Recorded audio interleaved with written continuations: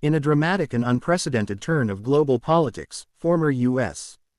President Donald J. Trump has reportedly issued a stern ultimatum to the state of Israel: immediately cease its military campaign in Palestine or face direct retaliation.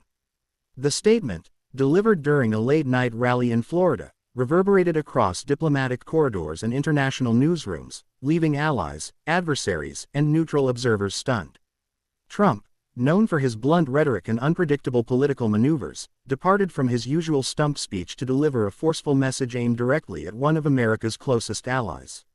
If Israel does not stop this bloodshed in Gaza and the West Bank, then the United States under my leadership will hold them accountable, even if it means military action, he declared, igniting a wave of speculation about his political intentions and foreign policy outlook.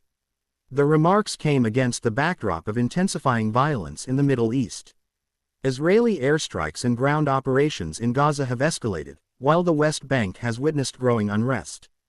Palestinian health officials report thousands of casualties, many of them civilians, while Israel maintains that its operations are aimed at dismantling terrorist infrastructure.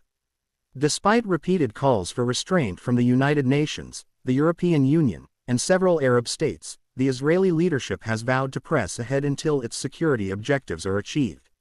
Into this volatile atmosphere stepped Trump, shifting the narrative in ways few anticipated. Standing before thousands of cheering supporters, Trump criticized both Israel and the current U.S. administration. "We gave Israel everything: money, weapons, political cover. But if they can't stop killing innocent people in Palestine, then America under me will no longer stand by. We will act," he said. He accused President Biden's government of weakness and complicity, suggesting that Washington's unconditional support for Israel had emboldened further aggression. "When I was in office, we built peace. Now, all they build is destruction," he added, pointing to his role in brokering the Abraham Accords. The reaction from Israel was swift. Prime Minister Naim, speaking in a televised address, dismissed Trump's comments as reckless, irresponsible, and detached from the reality of security in the Middle East. He insisted that Israel's campaign was defensive in nature and necessary to safeguard its citizens. "No foreign leader, past or future, will deter us from defending our people," the Prime Minister said. Yet within Israel, opposition lawmakers voiced concern. One senior figure warned that any threat from a former or potentially future American president must be taken seriously, as Israel cannot afford to lose bipartisan U.S. support. In Washington, Trump's comments exposed deep political divisions. Some Republican lawmakers praised his boldness, arguing that unconditional support for Israel is no longer in America's strategic interest. Others urged caution, warning that such rhetoric could alienate key voters and damage long-standing alliances. Democrats, meanwhile, seized upon the statement to reinforce their argument that Trump is unfit for office. "This is exactly why Donald Trump should never be anywhere near the Oval Office again," said Senator Naim. "He is willing to jeopardize decades of strategic partnership for applause lines." The White House declined to comment directly, but reiterated that U.S. policy remains firmly in support of Israel's right to self-defense, while encouraging restraint to minimize civilian casualties. Global reaction was mixed. European Union officials expressed concern but refrained from endorsing Trump's threat, instead urging all sides to work toward de-escalation. Arab states, particularly Egypt, Jordan, and Qatar, cautiously welcomed Trump's words, viewing them as a rare example of a U.S. leader holding Israel accountable. Russia and China quickly seized upon the remarks, framing them as evidence of Western hypocrisy and internal disarray. In Gaza and the West Bank, however, Trump's statement was met with applause.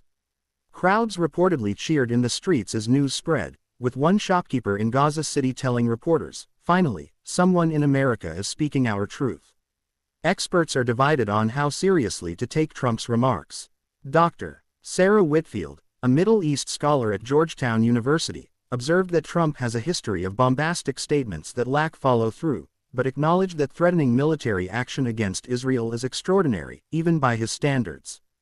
Conservative commentator James Hawthorne argued that Trump is tapping into a growing populist sentiment in the U.S. that views foreign entanglements as costly and counterproductive. He is reframing Israel not as a strategic partner but as a liability when it acts aggressively, Hawthorne said. If Trump were to act on such threats in a future administration, the consequences could be seismic. U.S. Israel relations, long considered unshakable, would face their greatest rupture in modern history. Arab states might seize the moment to push harder for Palestinian statehood recognition, while America's adversaries could exploit the division to weaken NATO cohesion and expand their influence in the Middle East. Yet for now, most analysts believe the threat is rhetorical, designed to energize Trump's domestic political base rather than outline actual policy.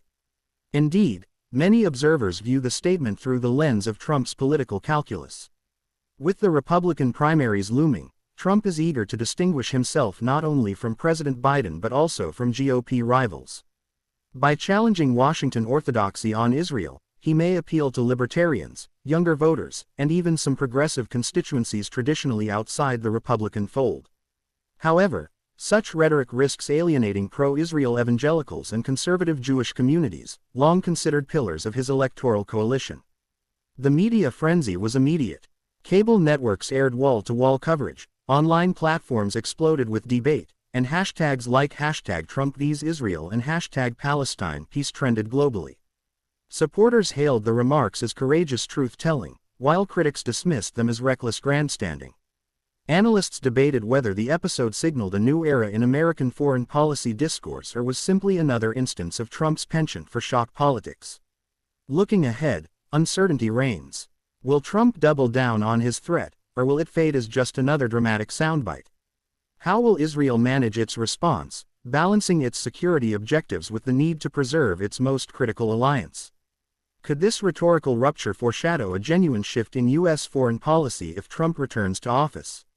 For now, the answers remain unclear, but what is certain is that Trump has once again managed to dominate the global conversation. Whether remembered as a fleeting outburst or as the opening chapter of a new geopolitical realignment, Donald Trump's ultimatum to Israel underscores both the volatility of Middle Eastern politics and the unpredictability of American leadership in the 21st century. As one seasoned diplomat remarked, this may be rhetoric, but rhetoric can change realities. Today, Trump has altered the conversation. Tomorrow, the consequences could be far greater.